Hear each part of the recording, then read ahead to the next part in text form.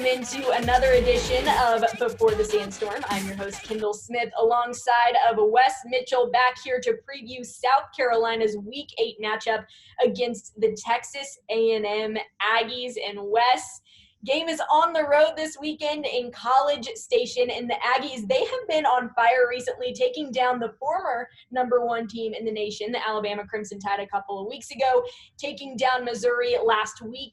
Texas A&M is clicking in all three phases. So what can South Carolina do to disrupt this team right now?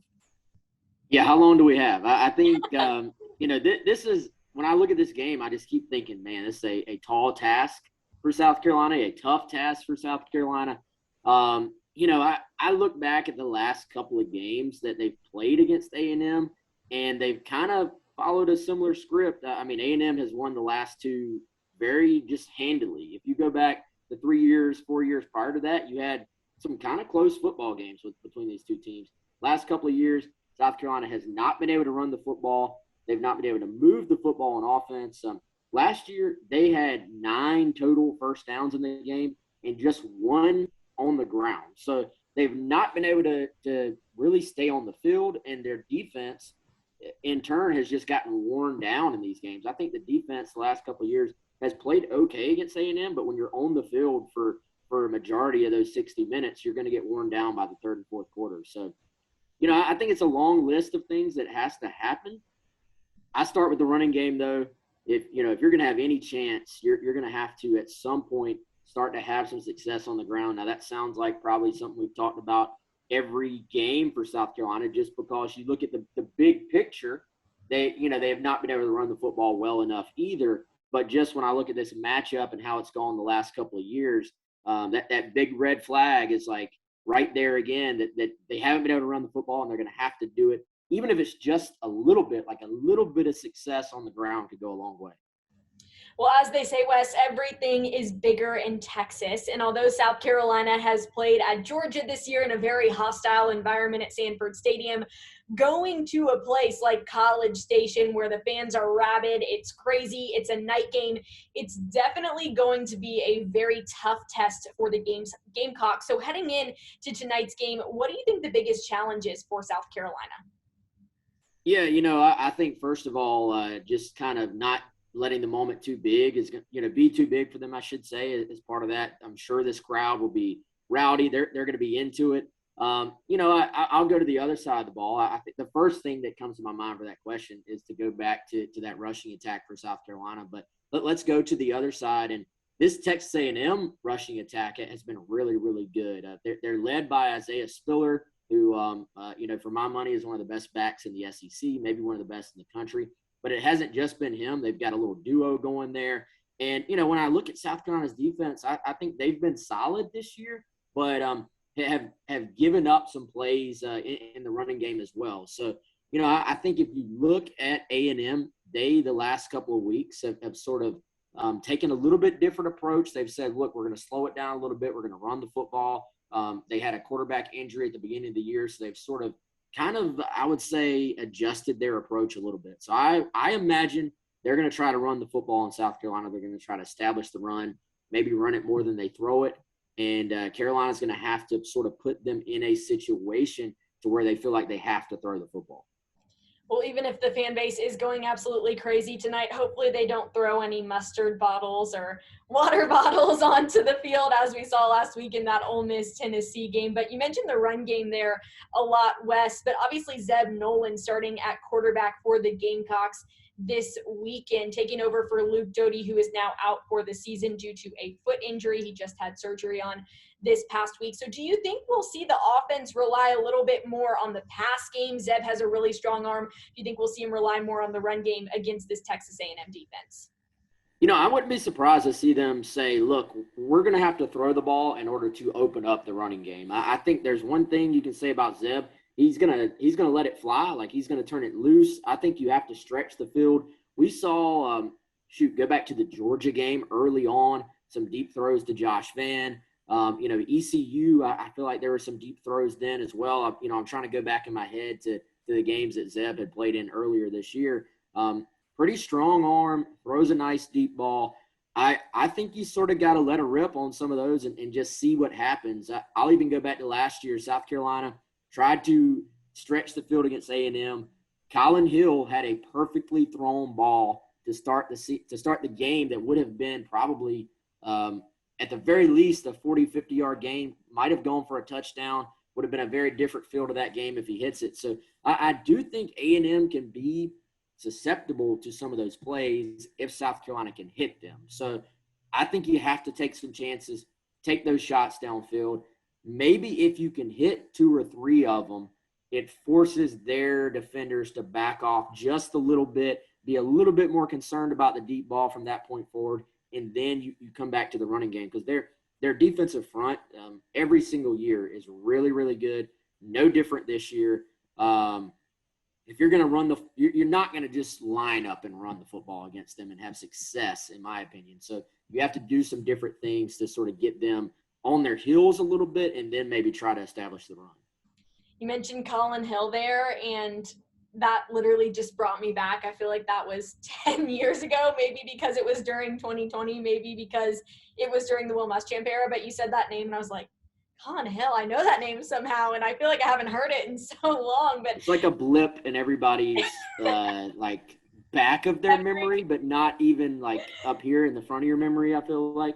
Yeah, we want to try to keep it in the back of our memory, especially after last year. But earlier this week during his press conference, Jimbo Fisher was asked if he thinks this week could be a trap game for A&M. We talked about them beating Alabama a couple of weeks ago, knocking them down from their #1 ranking in the country. Jimbo Fisher was the first ever head coach who was a former assistant of Nick Saban to beat Nick Saban, which is pretty crazy, and then beating Missouri last week. So do you think that this game could be a trap game for Texas A&M? They're kind of on a high right now, maybe resting on their laurels a little bit. Yeah, I'm glad we're moving on from the must-win cliche to the trap game cliche. You know, I think last week might have been the trap game for A&M, which they got through. I mean, I remember when South Carolina beat Alabama a number of years ago, they turned around, went on the road, and lost to Kentucky the next week. So they got through that trap, I think. I don't necessarily think it's a trap game, but I do think your hope from a South Carolina perspective, if you're a Carolina fan, you are hoping that A&M has been reading maybe the student newspaper a little too much, maybe their rival's site is hyping them up a little bit too much. You know, maybe these guys are sitting in class and everybody's patting them on the shoulder, telling them how great they are. Generally, when that happens to a team that's not used to it quite yet, they do sort of sometimes get forced back to earth. So I think if you're South Carolina, again, there's a long list of things that need to happen. You're a big underdog in this game. But, yes, A&M's sort of coming out flat a little bit, and maybe Carolina having some early success absolutely is part of, like, that list of things that would need to happen for South Carolina to go win this game. So we'll see.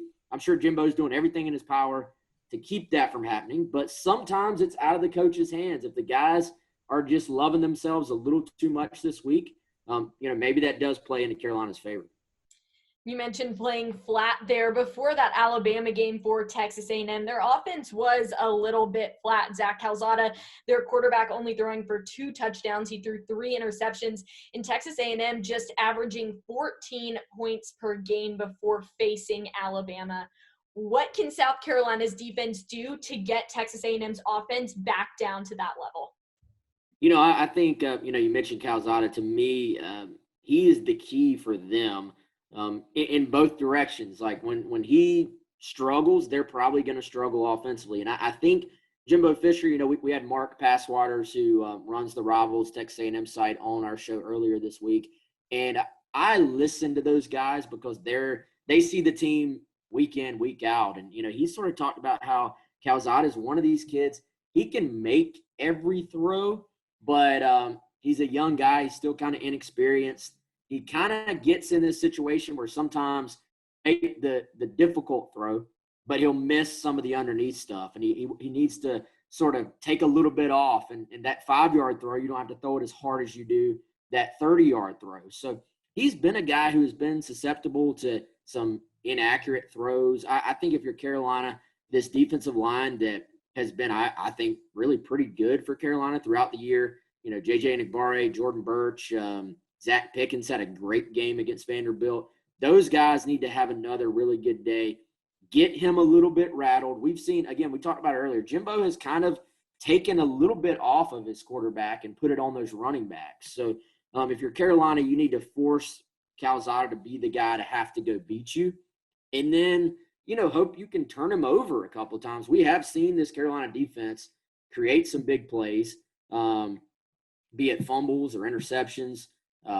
You know, they had, by the way, Jalen Foster told us earlier this week that they never touched the ground. That popped up to Brad Johnson. So that should have been another interception for this group this past week. So they've turned teams over. If you're Carolina, you probably go into this game thinking Calzada will put a couple of balls in danger. You just have to take advantage of that. And if they do that, then that builds some confidence, I think, on that South Carolina sideline.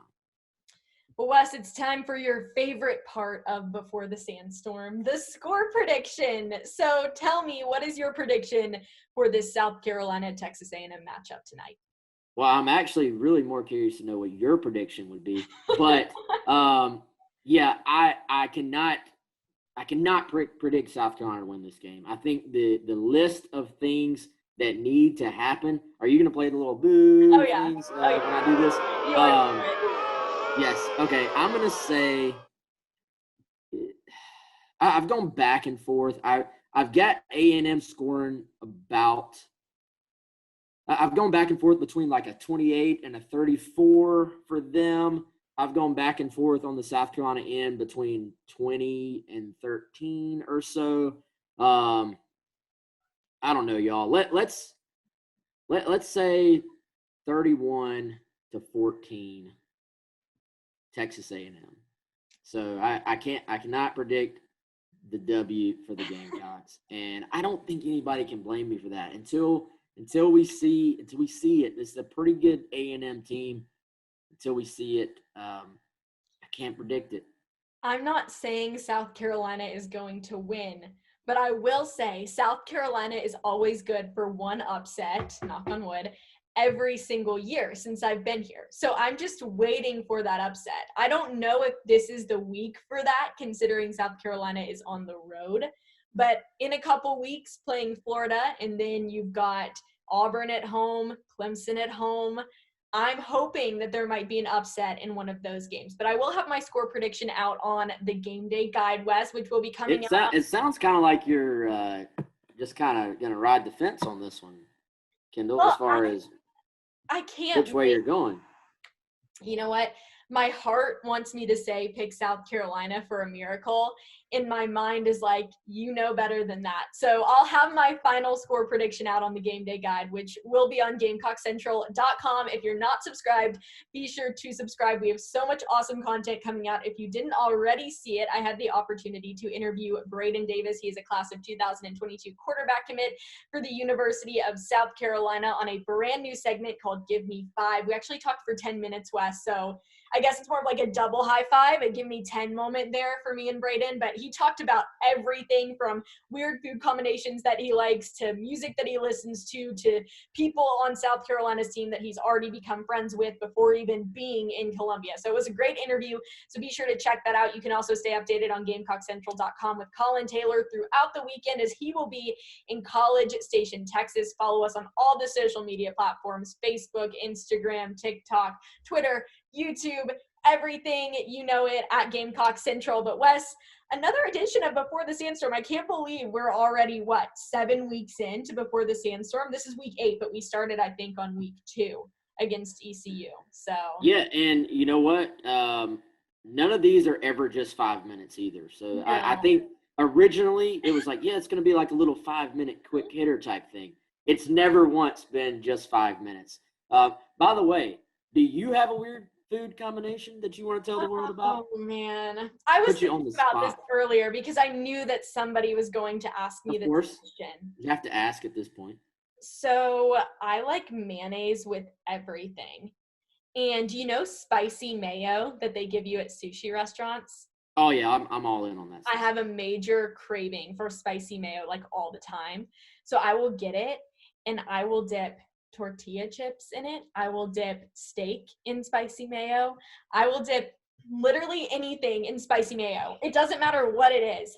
Anything I would put in there. Pretzels, like it's just chef's kiss. So I think that's my weird food combo. It counts. Does that It count? definitely counts.